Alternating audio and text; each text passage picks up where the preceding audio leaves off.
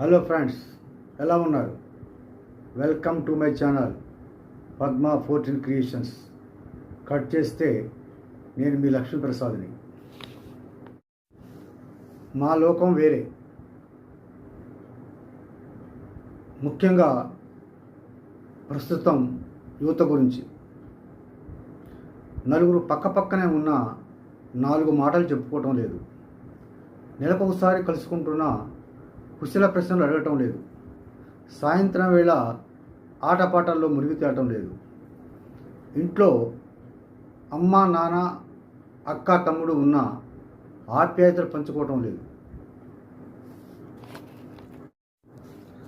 ప్రస్తుతం నేటి యువతరం సామాజిక మాధ్యమాల్లో అంటే మొబైల్, ఇంటర్నెట్, ట్విట్టరు, ఫేస్బుక్, టీవీలలో తలదూర్చి బయట ప్రపంచాన్ని మర్చిపోతున్నారంటే అతిశక్తి కాదు.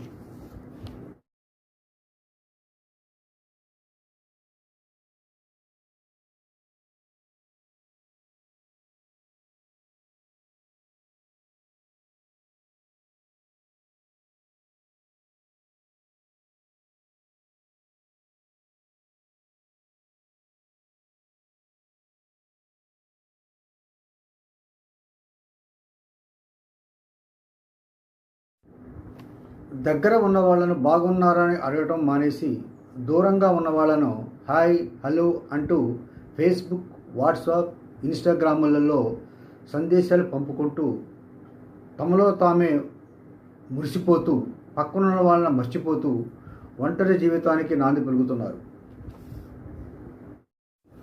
చివరకు నిద్ర లేవగానే ఫోన్ వెతుక్కునేంత బానిస అయింది ఈ యువతరం.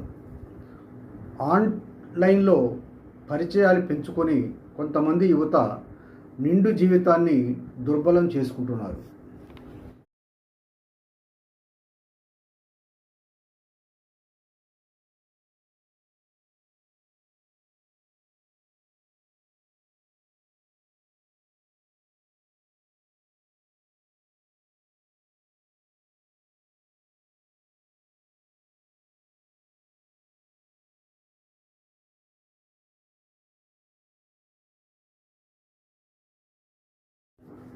Facebook, Telegram, Twitter, YouTube, WhatsApp, Google వంటి సామాజిక మాధ్యమాలు వ్యక్తులు, సమూహాల మధ్య సమాచార మార్పిడికి ఉద్దేశించినవే కానీ ప్రస్తుతం వీటితో మేలు కంటే చెడు పరిణామాలే ఎక్కువగా తొంగి చూస్తున్నాయి. ఎంతగా అంటే వెనుకటికి ఒక సామెత ఉండేది, 3 కోతులు చూపించి చెడు చూడవద్దు, చెడు వినవద్దు, చెడు కనవద్దు అని. ఇప్పుడు 4వ కోతి కూడా తయారైంది. ఎవరితోనూ సంబంధ బాంధవ్యాలు లేకుండా తనలో తానే మొబైల్ చూసుకుంటూ బతుకుతున్నాడు. వెర్రి చేష్టలు, వెర్రి కోతలు, ఏదో పిచ్చి పట్టిన వాడిలా ప్రవర్తిస్తూ మూర్ఖుడిలా జీవితాన్ని నాశనం చేసుకుంటున్నాడు. వాడి జీవితంలో మొబైల్ ఒక జీవన స్మరణగా మారిపోయింది.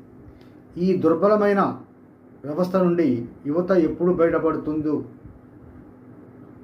బయటపడి వాళ్ళ జీవితాన్ని సార్థకం చేసుకుంటారని ఎంతోమంది మేధావులు, శ్రేయోభిలాషులు, స్నేహితులు కన్న తల్లి తండ్రి కొన్నంత ఆశతో ఎదురు చూస్తున్నారు. వాళ్ళ ఆశలు ఫలించాలని మనం అందరం కోరుకుందాం. ఈ వీడియో నచ్చితే లైక్ చేయండి, షేర్ చేయండి, సబ్స్క్రైబ్ కూడా చేయండి. మీ సూచనలు, సలహాలు కామెంట్ బాక్స్లో మాకు తెలియచేయండి.